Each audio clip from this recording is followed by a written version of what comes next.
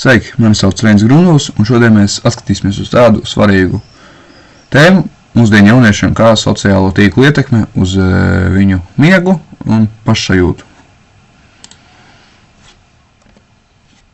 Tātad šīs tēmas problēma ir tāda, kad liela daļa mūsdienu sabiedrības, konkrētāk jaunieši, kā jau teicu, pirmīt lieto sociālos tīklus, kas nevienmēr nāk par labu viņu veselībai, ir īpaši miegam.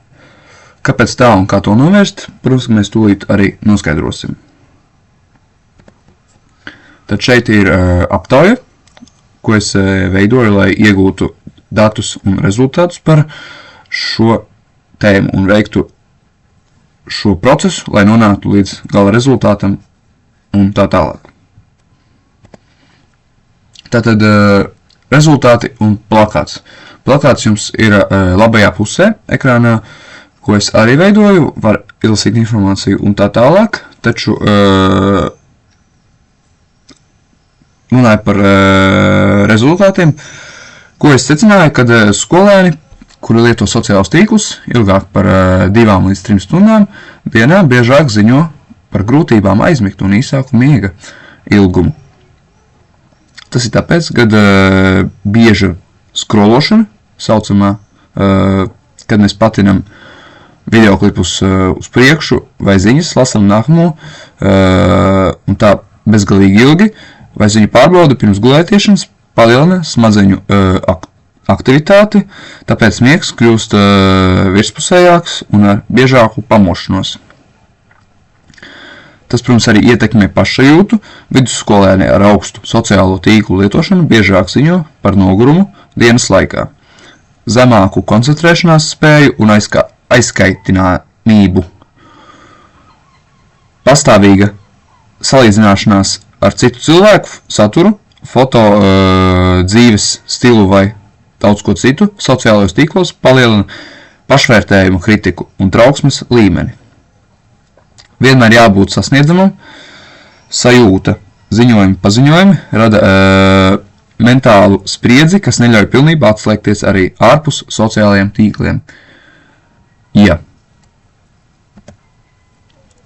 Sociālo tīklu ietekme uz jauniešu labsajūtu.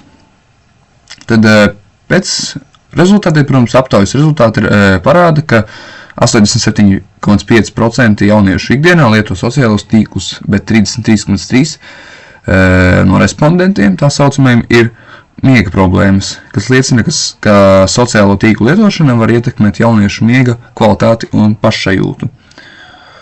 Taču no klases biedru dotajiem komentāriem par šo tēmu es varu secināt, ka no komentāriem var secināt, ka cilvēki piekrīt sociālo tīklu ietekmei uz miegu. Viņi iesaka pirms gulētiešanas mazāk lietot telefonu un vairāk atpūsties bez elektroniskajām ierīcēm, lai uzlabotu pašsajūtu un miega kvalitāti. Un tad galu galā nonākot pie risinājumiem, ko es varētu ieteikt šīs problēmas uzlabošanai vai arī vispār likvidēšanai, es ieteiktu uzlabot jauniešu miega kvalitāti un pašsajūtu.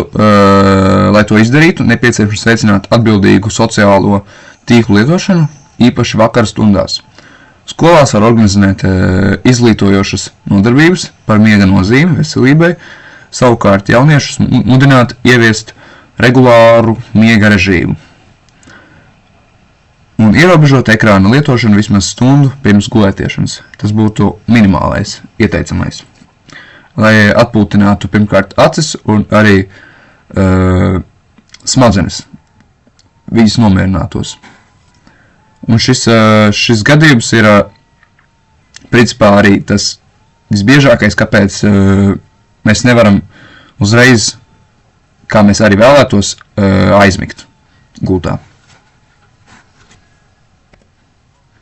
Jā, un paldies par klausīšanos, paldies, ka bijāt klāt ar mani šajā prezentācijā un uz tikšanos.